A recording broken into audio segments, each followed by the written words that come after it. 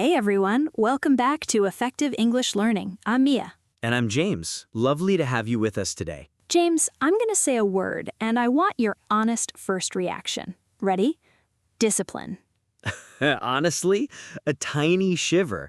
It sounds like a strict teacher or someone shouting at you to try harder. Exactly. That's what everyone hears. It sounds cold and joyless, and I think that's why so many people never build it. The word itself puts them off. And that's such a shame because the real thing is nothing like that. Self-discipline isn't punishment. It's actually one of the kindest things you can do for yourself. Kind? That's not a word I've ever heard next to discipline. And that's exactly what we're changing today. Because here's the truth. Discipline isn't about being hard on yourself. It's about keeping the promises you make to yourself. Keeping promises to yourself. Oh, that lands differently, doesn't it? Completely differently. And that's why it matters so much for success in your work, your health, and yes, your English. Talent is lovely, but the person who shows up when they don't feel like it will pass the talented one every single time. So today we're rescuing this word from the strict teacher. We're rescuing it, and then we're building it. We'll cover what discipline actually is, why motivation keeps failing you, and the practical ways to build it, even if you think you have none. Even if you think you have none, I think a lot of people listening are quietly saying, that's me. Then this one's especially for you. Because discipline isn't a gift some people are born with. It's built in small pieces by ordinary people having ordinary days. So if you've ever called yourself lazy, please stay with us. I don't think you are. And no, we won't be shouting at you to try harder. Never. Just warm, usable truth. Let's get into it. Starting with the biggest misunderstanding of all. Before we dive in, if you enjoy these chats, please tap subscribe. It's free and it helps more learners find us. And a quick like really does help. Thank you. It means the world to us. So, James, the biggest misunderstanding, what is it? People think they need more motivation. They don't. They need less reliance on it. Less motivation? But motivation is the thing everyone's chasing. And that's the trap. Motivation is a feeling, and feelings come and go like weather. Some mornings you wake up inspired, most mornings you don't. If your plan needs a feeling to work, your plan will fail most days. So building a life on motivation is like building a house on the weather. What a picture, and it's exactly right. Discipline, on the other hand, is a decision you already made. It doesn't ask how you feel, it just asks, what did I decide? So motivation says, do I want to? And discipline says, I already decided. That's the whole difference in one sentence. And notice how much calmer discipline is. There's no argument, no negotiation, no drama. The decision was made yesterday. Today, you just do it. But surely motivation is still useful sometimes. Very useful. As a guest, not as a boss. When motivation shows up, enjoy it, write it, do extra, but never build your system on it because it will not be there on Tuesday when you're tired. So motivation is a lovely bonus, and discipline is the thing that actually runs the show. Beautifully said. And here's why this matters. The people you admire aren't more motivated than you. They're just less dependent on being motivated. They do it anyway. They do it anyway. That's a bit humbling, honestly. It's humbling and it's freeing because doing it anyway is available to everybody today for free. Now let's take the fear out of this word. Right, taking the fear out, because discipline still sounds like a punishment to most people. It does, and that misunderstanding quietly ruins everything. People think discipline means being strict, harsh, and joyless, denying yourself everything nice. Yes, I picture a cold room and a long list of things I'm not allowed. And who'd want that? No wonder people avoid it. So let's flip it completely. Discipline isn't self-punishment, it's self-respect. Self-respect. Say more. Think about how you treat a promise to a friend. You said you'd meet them at 7, so you turn up, even if you're tired, even if you'd rather stay home. You keep your word because you respect them. And I suppose the promises I make to myself were the first ones I break. Every time. And each broken promise costs you something invisible, a little trust in yourself. Break enough of them and you stop believing your own words. Oh, that's the real damage, isn't it? Not the missed session, the lost trust. That's the true cost. So discipline is simply this: treating yourself with the same respect you give a friend, turning up for you, keeping your word to the one person who hears every promise you make. So every time I do the thing I said I'd do, I'm rebuilding trust in myself. And that trust becomes confidence. Real confidence isn't loud. It's the quiet knowledge that when you say you'll do something, you do it. That's built one kept promise at a time. So discipline is really a relationship with myself. The most important one you have. It isn't a whip, it's a handshake. Now the shift that makes it far easier. The shift that makes it easier. I'm listening. Stop focusing on the plan and start focusing on the person. Most people set a goal, study English for 30 minutes a day, but a far stronger move is to decide who you are. What's the difference in practice? I'm trying to learn English versus I'm someone who learns English every day. The first is a task you might do. The second is an identity, and people act like who they believe they are. So instead of forcing the behavior, I change the label and the behavior follows. Exactly. Because every day you don't act like that person, something feels wrong. Your identity quietly pulls you back to the habit. That's discipline that runs itself. So it's less, I must do this, and more, well, this is just what I do.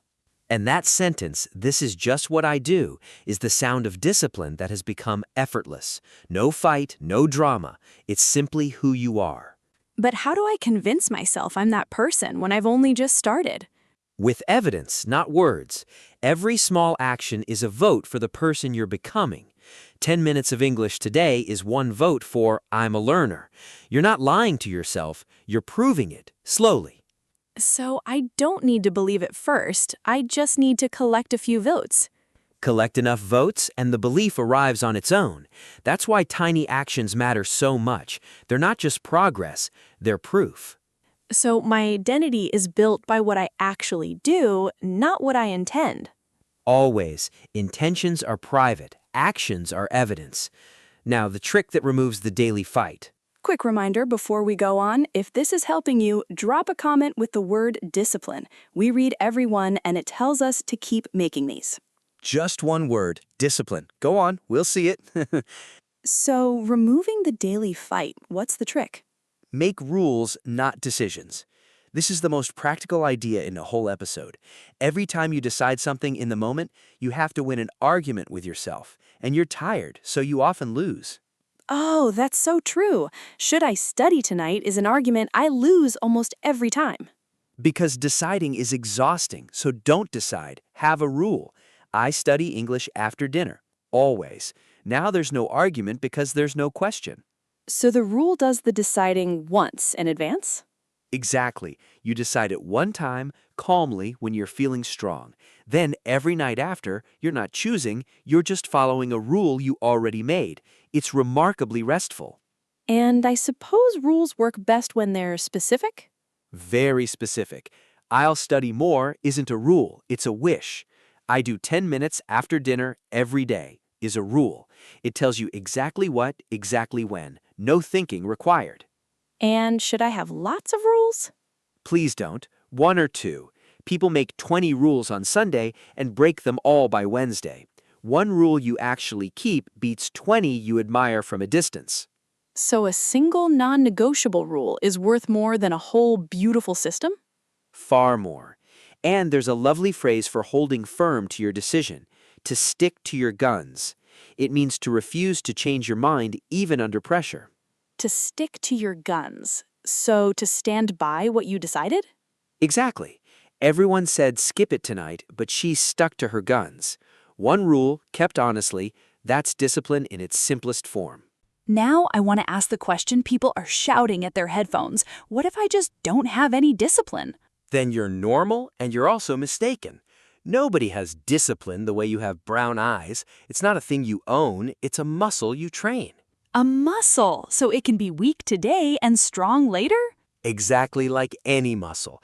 And that changes everything because you'd never walk into a gym and try to lift the heaviest weight on day one. You'd hurt yourself and never come back. And yet, that's exactly what people do with discipline. From tomorrow, I'll wake at 5, study 2 hours, and change everything. The Monday morning miracle. And by Wednesday, the muscle is torn and they've quit. And worse, they now believe they have no discipline. So they didn't fail because they're weak, they failed because they lifted too much too soon. That's exactly it. So start absurdly small. 5 minutes, 1 page, a 10-minute walk. So small it feels almost silly, and then keep it every day until it's boring. And then I add more? Then, and only then, when 5 minutes feels easy, make it 10. The muscle grew so the weight can grow. That's how real, permanent discipline gets built, slowly and unglamorously. So the goal isn't to be impressive, it's to be repeatable. Repeatable beats impressive, always. And there's a phrase for carrying something through to the end, to see it through. To see it through. So to finish what you started, even when it's hard. Exactly. It took a year, but she saw it through. Small weights seen through week after week. That's a strong muscle and a changed life. So James, at the heart of all this, what is discipline really asking me to do? To make a trade. Every act of discipline is a small trade, a little comfort now in exchange for something better later. So I'm giving something up in the present. You are. 20 minutes of your evening, the extra episode you wanted, a lie-in on Saturday. And in return, your future self gets to speak English, or have the health, or the money, or the calm. So I'm trading with a person who doesn't exist yet. And that's precisely why it's hard. Your brain is brilliant at wanting things now and terrible at caring about a stranger who lives in 5 years. So we have to make that stranger real. How do I make my future self real? Picture them properly, not a vague idea, a specific scene. You, in 2 years, speaking English easily at work, comfortable, relaxed, understood. Sit with that picture for a moment, and it stops being an abstraction and becomes someone you'd like to be kind to. So discipline is really a kindness to a person I'll one day become. The purest way to see it. Every skipped session is a small theft from them. Every kept promise is a gift, and one day you become them, and you either thank yourself or you don't. You either thank yourself or you don't. That's a quietly powerful thought. And here's the comfort. The trade is always smaller than it feels. 20 minutes is not a sacrifice. It's a bargain. You're buying a whole future with pocket change. And I noticed you said a lie-in. Is that a British thing? Well spotted. In Britain, a lie-in is when you stay in bed later than usual. I had a lovely lie-in on Sunday. In America, they'd say sleep in. Same lovely thing, different words. A lie-in in Britain, sleep in America. I'll take either, honestly. Both are wonderful. And discipline doesn't mean you never get one. It just means you chose it instead of it choosing you. Okay, the real test. The days I genuinely don't feel like it. What then? Then you've arrived at the actual moment discipline exists for. Doing it when you feel great isn't discipline. That's just enthusiasm. Discipline is entirely made of the days you don't feel like it. So those horrible days aren't the exception. They're the whole point. They're where it's built. Every time you do it anyway, the muscle grows a little. And the beautiful thing is you don't need to do it well on those days. You just need to do it. So what does doing it look like on a truly bad day? Shrink it to the minimum. 5 minutes instead of 30. 1 page instead of a chapter. 1 sentence out loud. Terrible, tired, half-hearted, and it still counts. So a bad session beats no session. Enormously, because you're not really practicing English on those nights. You're practicing being someone who doesn't quit, and that's the more valuable skill. Oh, so the tiny effort protects my identity even when it barely moves my progress? Exactly. It keeps the chain alive, and it keeps your promise intact. And there's a phrase for continuing steadily through a hard stretch, to stay the course. To stay the course. So to keep going right to the end without giving up? Exactly. The first months were hard, but he stayed the course. Not dramatically, not heroically, just still there, which is how almost everything meaningful gets achieved. So on bad days, I lower the bar, but I never step off the path. Lower the bar, keep the path. That single habit will carry you further than any burst of motivation ever could. And now the part I think really matters, because a lot of people try to build discipline by being cruel to themselves. They do, and it's the thing I most want to warn against. People think the way to become disciplined is to shout at themselves, call themselves lazy, weak, hopeless, and it does the opposite. Why does it backfire? It feels like it should work in a harsh sort of way. Because shame drains the very energy you need. When you feel worthless, you don't get stronger, you hide. You avoid the thing that reminds you of your failure. Harshness doesn't build discipline, it builds avoidance. So the inner critic is actually making me less disciplined, not more. Far less. The most disciplined people you'll meet aren't cruel to themselves at all. They're calm. They miss a day, they shrug, and they start again. No drama, no punishment. So what do I do when I fall off completely? A bad week, a broken promise? You use one of my favorite phrases. You've fallen off the wagon, and you simply climb back on. It means you slipped back into an old habit, and everybody does sometimes. To fall off the wagon and climbing back on is just starting again? Immediately, and without a speech. Don't wait for Monday. Don't punish yourself. Don't rebuild the whole system. Just do the smallest version today.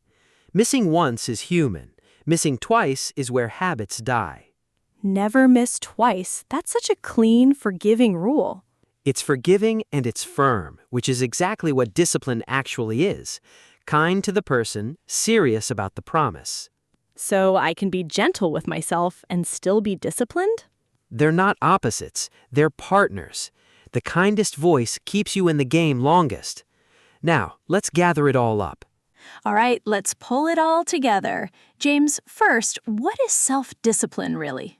It's not punishment, it's self-respect. It's keeping the promises you make to yourself, and every kept promise rebuilds trust in your own word. And why can't we just rely on motivation? Because motivation is a feeling, and feelings come and go like weather. Discipline is a decision you already made. It doesn't ask how you feel, it asks what you decided. And how do we build it? 4 ways. Focus on identity, not the plan. Every small action is a vote for who you're becoming. Make rules, not decisions, so there's no nightly argument. Train it like a muscle. Start absurdly small and grow slowly. And picture your future self, because every act of discipline is a kind trade with them. And on the days we don't feel like it?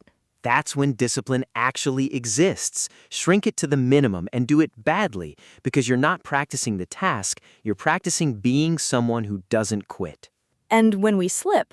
Be kind. Shame builds avoidance, not discipline. If you fall off the wagon, climb straight back on. Never miss twice.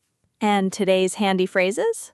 To stick to your guns, to see it through, to stay the course, and to fall off the wagon. Plus, the British lie in and American sleep in. And the one big idea if you forget everything else? Discipline isn't being hard on yourself, it's turning up for yourself. Decide once, start absurdly small, and do it anyway, especially when you don't feel like it. So here's our question for you today, and we really do read every comment. What's the one rule you'll make, the specific thing at the specific time that you'll do every day? Write it below, say it out loud, then go and keep it. And if this helped, a like, a subscribe, and a share with someone who keeps calling themselves lazy would mean the world to us. So make one small promise to yourself today and keep it. Because you are worth turning up for. See you next time. Bye, everyone.